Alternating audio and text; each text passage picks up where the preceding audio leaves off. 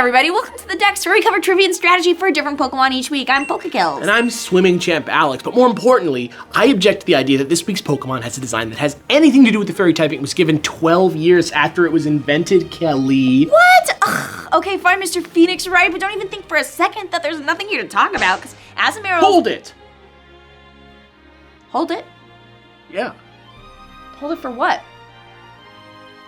I don't know, I mean, you called me Phoenix Wright. I figured I'd use his famous catchphrase. What? His catchphrase? What about objection? It's Azumarill. Hold it.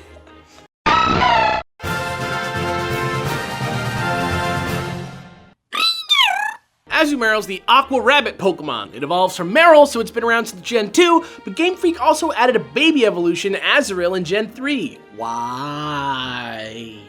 Azumarill is a helpful little champion who lives most of his days in freshwater sources like lakes and rivers. It's very clearly based off of rabbits, who are actually surprisingly good swimmers themselves, but its blubbery body points to some other origins as well. Which makes sense, because it's certainly adapted for that underwater life.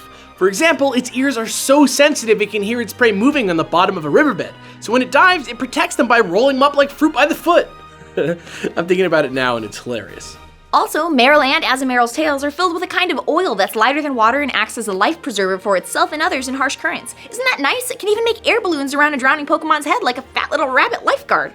So precious. Right, but now that all that info's out of the way, how about we focus on its Ferry Typing? Oh right, there's nothing to talk about, is there? Aw, pfft. You know what? You're not Phoenix Wright. You're much more like some other bad lawyer that... There, see? It's not always easy to keep the insult chain coming, is it?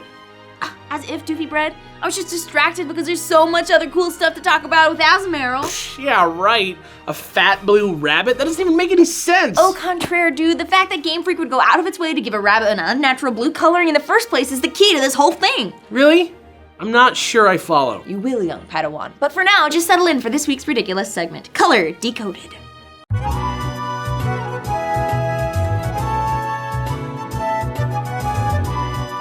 So, obviously, the first part of Azumarill's name comes from azure, the color of the bright, clear sky. But the second part is a combination of marui, Japanese for round, and ruri, the Japanese name for the bright blue mineral more commonly known as lapis lazuli. So yeah, super blue. But more than just a cute color theme to match its typing, the Pokédex explains that Azumarill's distinctive markings actually contribute to its success as a hunter, which honestly, I can't even imagine. This thing looks like a living sock and bopper. But see how Azumarill kind of looks like he's been dipped in white paint? Dark on top, light on bottom is actually a super common camouflage coloration for aquatic creatures, and no animal can help explain it better than the great white shark. I know, right? In the Azumarill episode? Nutty. See, in the water, light kind of bends a little bit, which makes it a lot harder for light receptors like our eyes to differentiate between colors, which is why the term for the coloring Azumarill and Jaws have in common is called countershading. Looking down from above, a great white's gray skin blends in with the deep dark ocean, but from below, its white skin matches with the sunlight above. The best of both worlds. Isn't evolution amazing? And it works the exact same way for Azumarill too, except that since it's such a buoyant Pokemon, its camouflage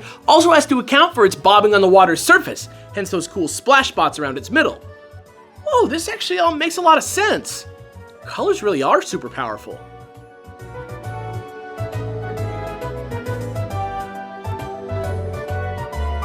See, now I bet you're not even thinking about its Ferry Typing anymore. Oh, well I wasn't. Oops. But hey, at least it makes a difference for what we're talking about now. Right, because even though he might not look it, Azumarill's an absolute powerhouse in the right trainer's hands. Gen 6 battle strats start right now. Yes, I love it when we actually get amped. Pokemon!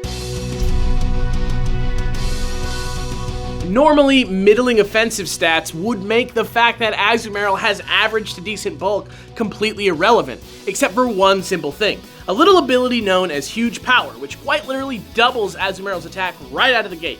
Get ready to dominate with an Adamant one, fully super trained in attack with a few points in HP and the rest in speed. Right away, your opponent's going to be ready for something to hit big, so unless they're giving off the wrong vibe, take advantage of their fear to get off a belly drum in the first round. It'll max out your already doubled attack, but make sure that you have a Citrus Berry on hand because it takes half your HP too. Once you're fully boosted, use Stab Play Rough to deal most of your damage, but if you feel like you're going to get outsped and KO'd, Stab Aqua Jet with extra priority isn't anything to shake a stick at.